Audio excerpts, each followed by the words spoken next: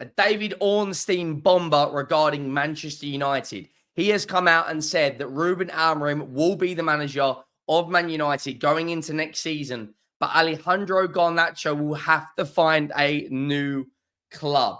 Chelsea are heavily linked, as well as 3 or 4 other Premier League teams are interested in taking him. Rafael Leão is linked to practically every single top club right now, and there is sources coming out in Italy saying that he wants to move to the Premier League. The Arsenal striker situation, the stories keep changing day to day to day.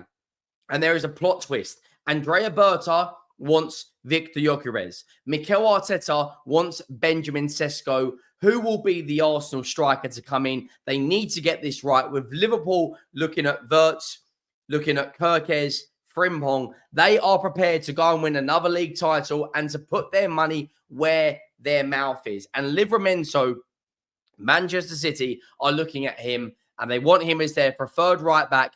Pep Guardiola has said that Kyle Walker will not be involved in the Club World Cup. There is a lot to get into. Make sure you go down, drop a like on the video if you haven't already. Make sure you do hit that subscribe button. Let me know your thoughts on every single story we discuss. And look, I am so excited for this transfer window.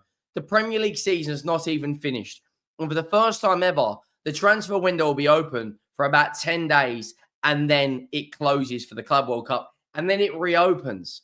So teams like Real Madrid, teams like Chelsea, teams like Manchester City have to get their business done early on so they can register these players for the Club World Cup, because the prize money for that is something like 100 million euros or 100 million pounds. And it's like 8 or 9 games, or maybe even less, maybe even more. So teams right now are trying absolutely everything to get their summer signings in. We're going to start off with David Ornstein's exclusive regarding Manchester United. Ruben Amorim informs Manchester United's squad he will be in charge next season and tells Alejandro Garnacho to find a new club. Happened during a meeting between the Portuguese head coach and Manchester United players at Carrington training base today. Now that is massive. Massive for Manchester United.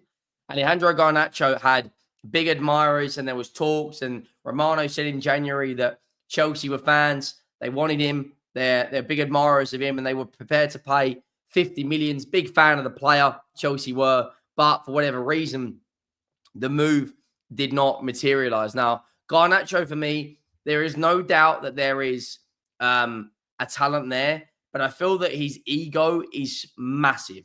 20 years of age, been at Manchester United, come through their academy, won a League Cup, won an FA Cup, won a Copa America, only 6 Premier League goals in 36 games this season, with 2 assists at 8 GA, which is roughly just over one in 5 games, something like that, nearly. His contract does expire June 30th, 2028. He signed a contract April 2023. Now, I do think that Manchester United, because, I believe he's he is an Argentine international. They could quite easily get 40 million pounds for him in this window.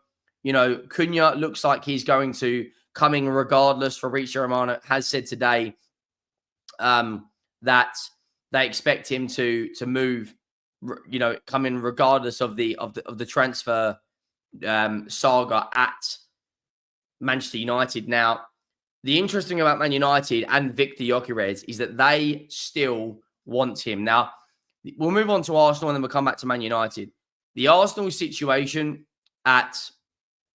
in terms of their number 9 this year is going to be very, very interesting, because there is according to reports, there is a divide in Andrea Berta and Gyokeres at Arsenal. Now, according to reports, Andrea Berta is a big admirer and a big fan of Viktor Gyokeres. Meanwhile, Mikel Arteta is a big admirer and a big fan and prioritizing the move for Benjamin Sesko. For me, if Arsenal get this wrong, Liverpool will go and win the Premier League again. if they get this wrong. And what I mean by that is Arsenal need to bring in a prolific number 9. They have to go out there and bring in a number 9 that knows where the back of the net is experienced, and right now,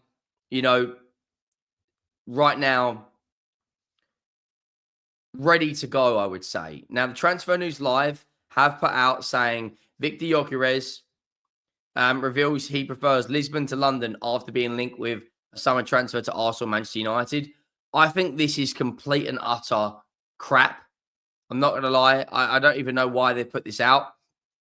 I think considering there is an agreement in place between Sporting Lisbon and between Viktor Gyokeres saying that if the money comes in, he can leave, there is absolutely no way that a prolific number 9, a world-class striker, is going to stay at Sporting Lisbon compared to Manchester United and Arsenal. Now, all the talks is that Benjamin Sesko, Florian Plettenberg said yesterday that Sesko right now is he's going to be the number 1 target in terms of the Arsenal situation for him. Andrea and Mikel Arteta, according to Florian Plettenberg, is pushing for the move of Benjamin Sesko. I think if they miss out on Viktor Gyokeres and go for Sesko, I think that is a massive, massive, massive gamble. He retweeted this again today. We've already showed this tweet, but if anyone who missed it, this is the tweet he put out saying that Arsenal are now in concrete talks with RB Leipzig for Benjamin Sesko. Now, £80 million is what? 80 million euros is what? 70 million pounds. He also goes on to say Arsenal are also monitoring other strikers such as Viktor Gyokeres. Mikel Arteta is a big admirer of the 21-year-old from Leipzig. They can't get this wrong. I don't think right now that, in my personal opinion, that Benjamin Sesko is a good enough number 9 to go and win a Premier League title. If he was a world-class number 9, then Bayern Munich would be all over it, because we know, as we've just seen today with Jonathan Tah getting a here we go to Bayern Munich, he has got 39 goals in 87 games. That is not prolific enough to go and win a Premier League. Now, you can obviously argue on the other side, he is only 21 years of age. He's only 21. But I think they can't afford to get this wrong. If Arsenal go and sign in Sesko and don't bring in a prolific left winger or a prolific someone along that front line that knows where the back of the net is, then Liverpool will go and win the Premier League. And speaking of the left wing position, now this is going to be a really interesting move all summer, is Rafael Leão. And according to Transfer News Live, Andrea Berta around 10 days ago had a phone call with Rafael Leão to discuss a potential move. Now, that is coming out from one of the best transfer sources, Santi. This guy is very, very reliable on a lot of stuff. I don't think he will be joining Arsenal. And again, I don't think he is prolific enough to go out there and win a league title in the Premier League. This season, 8 goals in 34 games. Last season, 9 goals in 34 games. His best season was 22-23 when they won the Scudetto with 15 goals and 8 assists. He did have 16 GA in 34. But Arsenal need a finished article, and that is Viktor Gyokeres. I honestly think they will sign him.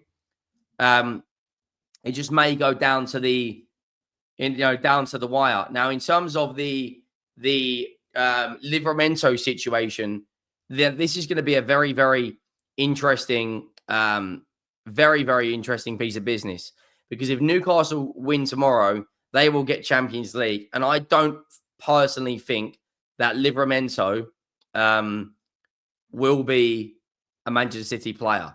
According to Fabrizio Romano, he is their number 1 option for a right back. This was yesterday or the day before. It won't be an easy deal. He's a fantastic player. He's a young player. He's homegrown. But when you look at the Premier League table, I just don't see right now that Manchester City, don't get me wrong, City are obviously going for league titles. They've just done a treble a few years ago, a 4-peat years ago. But you're talking probably 60, 70 million pounds. And Newcastle are in a position of strength for this signing. If they win tomorrow against Everton, they will get Champions League. And what a season it has been for Eddie Howe. All they have to do is win tomorrow. That is all they have to do, and they get Champions League, which makes it very, very, very difficult for Manchester City to come in. Right now, you could be looking at something like 8 or 9 teams in Europe. Palace are in the Europa League. The top 5 is the Champions League. 6th and 7th in the Europa League. 8th in the Conference League. Plus Spurs are in the Champions League. It's going to be so competitive. If Man City, they're going to be priced at something like maybe even £70 million. That's going to be an unbelievable sell from Newcastle's perspective. And they can then go out and add probably another midfielder and a fullback in and around that team. They've already got Viktor Gyokeres. They've already got these players right now that are, sorry, not Viktor Gyokeres, I was thinking of the other Swedish striker, Alexander Isak, sorry. They're in a position right now of absolute strength. They really, really are. But Viktor Gyokeres, it's going to be extremely interesting to see what happens with him in Arsenal. According to Football London, Viktor Gyokeres responds after uncle made feelings clear on the Arsenal transfer move. And according to some reports, Viktor Gyokeres is advising Gyokeres to really think about his options. Like, of course he's going to say that. Of course he's going to say that. But let me know your thoughts down below. Make sure you hit that subscribe button. Make sure you drop a like. And I will see you in the next one. I am out.